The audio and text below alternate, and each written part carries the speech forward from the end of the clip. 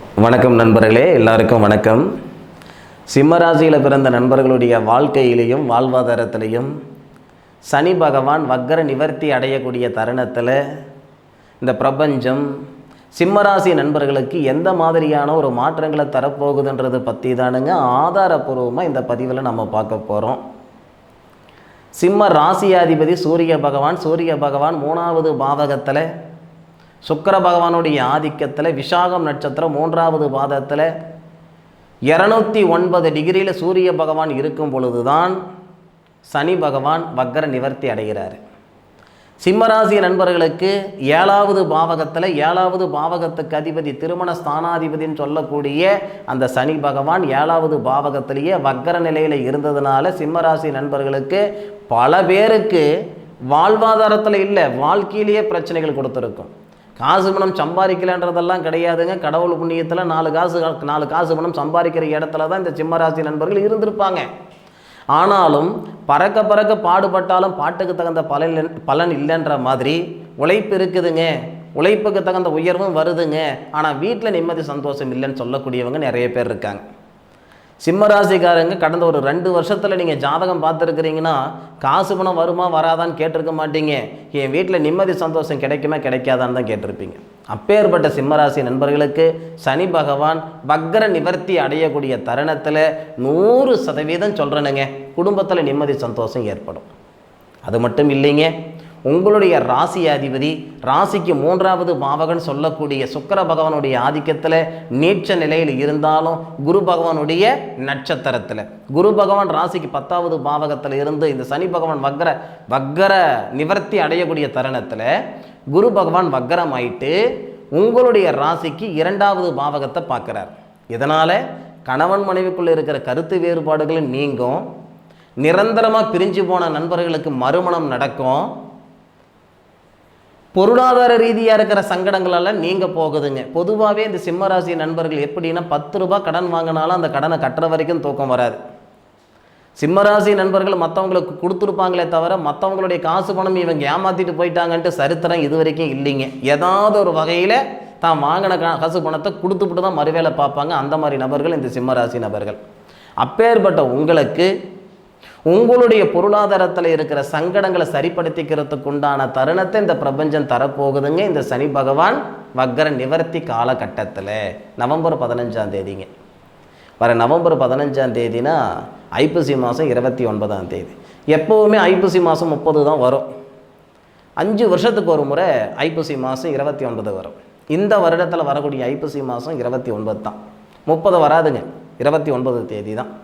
அப்போ ஐப்பசி மாதம் 29ஆம் தேதி பரணி நட்சத்திரம் அன்னைக்கு தான் அந்த பரணி நட்சத்திரம்னு சொல்லக்கூடிய அந்த தருணத்தில் தான் இந்த சனி பகவான் சதய நட்சத்திரத்தில் 4வது பாதத்தில் 318 டிகிரியில் வக்ர நிவர்த்தி அடைகிறார். திருமணத்தில் இருக்கிற தடைகள் நீங்கும், அதே மாதிரி காதலர்கள் இடையிலே இருக்கக்கூடிய கருத்து வேறுபாடுகள் நீங்கும், கணவன் மனைவிக்குள்ளே இருக்கிற கருத்து வேறுபாடுகள் நீங்கும், புத்திர செல்வம் மிகப்பெரிய ஒரு விஷயம், புத்திர வளர்ச்சி கொடுக்கறதுக்கு உண்டான தருணமும் இது. அதே மாதிரி தொழில் ஸ்தானத்தில் இருக்கிற சங்கடங்களும் சரியாக போகுது. அது எப்படி சார் நீங்கள் சொல்கிறீங்க அப்படின்னா, தொழில் ஸ்தானத்தில் ஏற்கனவே குரு பகவான் இருக்கார். இந்த குரு பகவான் செவ்வாவுடைய நட்சத்திரம்னு சொல்லக்கூடிய இந்திரன் அவதரிச்ச நட்சத்திரமான மிருகசீரிச நட்சத்திரம் முதல் பாதத்தில் உங்களுடைய ராசிக்கு 10வது பாவகத்தில் இருந்து உங்களுடைய ராசிக்கு சிம்ம ராசிக்கு 2வது பாவகத்தை பார்ப்பார். சிம்ம ராசிக்கு 2வது பாவகம் தானுங்க தனஸ்தானாதிபதி. அந்த தனஸ்தானாதிபதி யாருன்னு பார்க்கும்போது புதன். அந்த புதன் சிம்ம ராசிக்கு 4வது பாவகத்தில் குரு பகவானுடைய பார்வையில் தாங்க இருக்கார். நல்ல ஒரு விஷயம் புரிஞ்சுக்கோங்க, தொழில் ஸ்தானத்தில் வரக்கூடிய குரு பகவான் மிருகசீரிச நட்சத்திரத்தில் இருக்கக்கூடியவர் உங்களுடைய ராசிக்கு 10வது பாவகத்தில் வக்ரத்துக்கு வரும் பொழுது இந்த சனி பகவான் வக்ர நிவர்த்தி அடைகிறார். அப்போது சனி பகவானுடைய பார்வை உங்கள் மேலே, உங்கள் ராசி மேலே. குரு பகவான் தனஸ்தானத்தையும் பார்க்குறாரு. ஏன்னா குரு பகவான் யாருன்னா தனகாரகன், சுபஸ்தானாதிபதி நட்சத்திரத்தில் தான் குரு பகவான் இருக்கார். அப்போது தனகாரகன் தனஸ்தானத்தை பார்க்குறாரு, சுபஸ்தானத்தையும் பார்க்குறாரு. குரு பகவானுக்கு பார்வை 3 இடம். குரு பகவான் இருக்கிற இடத்துலேருந்து 5வது பார்வை, 7வது பார்வை, 9வது பார்வை. அப்போ சிம்ம ராசிக்கு 2வது பாவகத்தை பார்க்கும், சிம்ம ராசிக்கு 4வது பாவகத்தை பார்க்கும். 4வது பாவகத்தில் தான் இந்த தனஸ்தானாதிபதி இருக்கிறார், புதன் இருக்கிறார் கேட்டை நட்சத்திரத்தில். கேட்டை நட்சத்திரம் 2வது பாதத்தில் 231 டிகிரியில் இருப்பார். யார்? புதன். அவர் தான் தனஸ்தானாதிபதி. அப்போது தனஸ்தானாதிபதி வீட்டையும் தனகாரகன் பார்க்குறாரு, தனஸ்தானாதிபதி இருக்கக்கூடிய இடத்தையும் பார்க்குறாரு. இதனால தான் இந்த சிம்மராசி நண்பர்களுக்கு சனி பகவான் வக்ர நிவர்த்தி அடையக்கூடிய காலகட்டத்தில் நிம்மதியான வாழ்க்கையை, நிறைவான வாழ்க்கை வரத்துக்கான வாய்ப்புன்னு நான் சொல்கிறேனுங்க. ஆதாரம் இல்லாமல் சொல்லலைங்க. ஏதோ உங்களை சந்தோஷப்படுத்தணும், யூடியூப் சேனல் உங்களை பார்க்க வைக்கணும், சாமி சத்தியமாக அந்த அவசியம் எனக்கு இல்லை. எனக்கு இருக்கிற சாதகமே பார்க்க முடியாத அளவுக்கு இருக்குதுங்க. ஆனால் ஏதாவது ஒரு வகையில் உங்களுக்கு ஒரு பயனுள்ளதாக இருக்கணுன்ற ஒரே காரணத்துக்காக தான் ஒரு நாளைக்கு 2 வீடியோ, 1 வீடியோ கம்பல்சரி நான் கொடுக்கறதுங்க. சிம்ம ராசியில் பிறந்த நபர்கள் நீங்கள் யாராக இருந்தாலும் சரி, எங்கே இருந்தாலும் சரி, உங்களுடைய கஷ்ட நஷ்டங்கள் நீங்கக்கூடிய தருணமாக குரு பகவானும் வக்ரம் அடைஞ்சிருப்பார், சனி பகவான் வக்ர நிவர்த்தி அடையக்கூடிய தருணம் சிறப்பாக இருக்கும். இது வரைக்கும் உங்களுடைய வாழ்க்கையில் சம்பாதிக்கக்கூடிய இடத்துல நீங்கள் இருந்திருப்பீங்க, சாதிக்கக்கூடிய இடத்துக்கு நீங்கள் வர போகிறீங்க. இது ரொம்ப தூரமாலாம் கிடையாதுங்க. வர நவம்பர் 15 சிம்மராசியில் பிறந்த நபர்களுக்கு, சிம்மராசியில் பிறந்த ஆணாக இருந்தாலும் சரி, பெண்ணாக இருந்தாலும் சரி, நவம்பர் 15 தேதிக்கு மேற்கொண்டு மன வாழ்க்கை நிம்மதியாக இருக்க போகுது. அதுபோக உங்களுடைய வாழ்க்கை மன வாழ்க்கைன்னா 2 ஒன்று தானே. மன வாழ்க்கையும் நல்லா இருக்க போகுது, வாழ்வாதாரம் தொழில் ஸ்தானமும் நல்லா இருக்க போகுது. அதில் மாற்று கருத்து இல்லை. அதே மாதிரி இந்த புதன் அப்படின்றவர் சிம்ம ராசிக்கு 11வது பாவகத்துக்கு அதிபதியாக வரக்கூடியவரும் புதன் தான். அப்போது அந்த புதனை குரு பகவான் பார்க்குறாருன்னா வெளிநாடு சார்ந்த வேலைகள் வர்றதுக்கு வாய்ப்புண்டு. சிம்மராசி நபர்களுக்கு வெளிநாடுகள் போகிறதுக்கோ, அதை வெளிநாட்டு சார்ந்த வேலைகளோ, இதெல்லாமே சிம்மராசி நண்பர்களுக்கு, ஒரு சில நண்பர்களுக்கு வாய்ப்புகள் உண்டு. முக்கியமாக என் கடன் பிரச்சனை நீங்கன்னா போதும் சாமி, எனக்கு ஆஹா ஓஹோன்னெல்லாம் வாழணும்னு அவசியம் இல்லை, நிம்மதியான வாழ்க்கை வாழ்ந்தால் போதும், ஒரு நிறைவான வாழ்க்கை நான் வாழ்ந்தால் போதும், நிம்மதி நிறைவு 2மே இந்த நேரத்தில் இந்த பிரபஞ்சம் தரப்போகுது. சனி பகவான் வக்ர நிவர்த்தி அடையக்கூடிய தருணத்தால். சனி பகவான் உங்களுடைய ராசியை மட்டும் பார்க்கலைங்க, ராசிக்கு 9வது பாவகத்தையும் பார்க்குறாரு, அதுபோக ராசிக்கு 4வது பாவகத்தையும் பார்க்குறாரு. பொதுவாக உள் சுற்று கிரகங்கள், வெளி சுற்று கிரகங்கள்ன்ட்டு 2 விதம் இருக்குதுங்க. அந்த உள் சுற்று கிரகங்கள், வெளி சுற்று கிரகங்கள் எதுன்னு கேட்டிங்கன்னா செவ்வாய், குரு பகவான், சனி பகவான், இந்த 3 கிரகங்கள் மட்டுமே வெளி சுற்று கிரகங்கள்.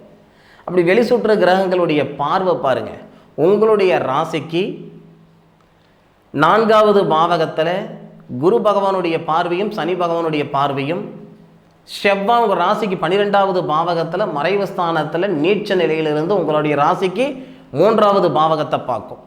இது வரைக்கும் உங்களுடைய முன்னேற்றத்துக்கு முட்டுக்கட்டையாக இருந்த தடைகள் எல்லாமே, உங்களுடைய முன்னேற்றத்துக்கு பாதகமாக இருந்தது எல்லாமே சனி பகவான் வக்ர நிவர்த்தி ஆகும் பொழுது சாதகமாக அமையும். என்ன காரணம்னா, இந்த செவ்வாய் உங்கள் ராசிக்கு 12வது பாவகத்தில் மறைஞ்சே இருந்தாலும் செவ்வாவுக்கு நட்சத்திரம் கொடுத்தவர் சனி பகவான். பூசம் நட்சத்திரத்தில் செவ்வாய் நீச்ச நிலையில் உங்களுடைய ராசிக்கு 12வது பாவகத்தில் 99 டிகிரியிலிருந்து உங்களுடைய ராசிக்கு 3வது பாவகத்தை பார்க்குறார், தகிரியஸ்தானத்தை பார்க்குறார். அப்போ ஒரு வேலை செய்யணும்னா ஏற்கனவே உங்களுக்கு வேகம் ரொம்ப அதிகமாக தான் இருக்கும், ஆனால் இந்த நேரத்தில் வேகத்தோட விவேகம் சேர்ந்துருக்கும்.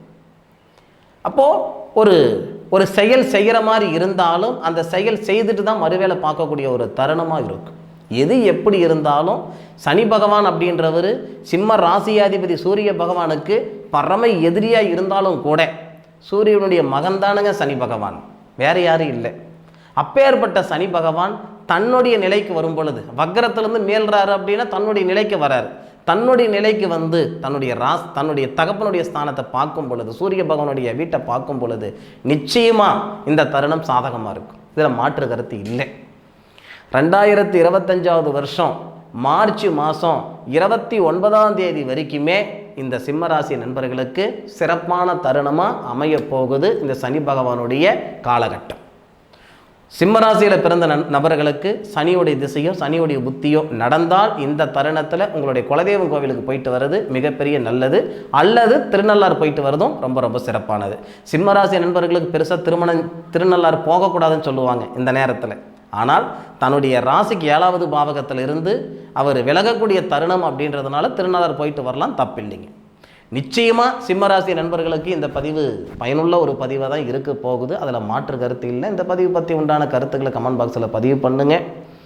மீண்டும் அடுத்த ஒரு அற்புதமான தருணத்தில் உங்கள் அனைவரையும் சந்திக்கும் வரை உங்களிடமிருந்து விடைபெறுவது உங்கள் வீட்டு ஜோதிட நண்பனான காளிதாஸ் மணிகண்டன். திருச்சிற்றம்பலம். வாழ்க வையகம், வாழ்க வளமுடன்.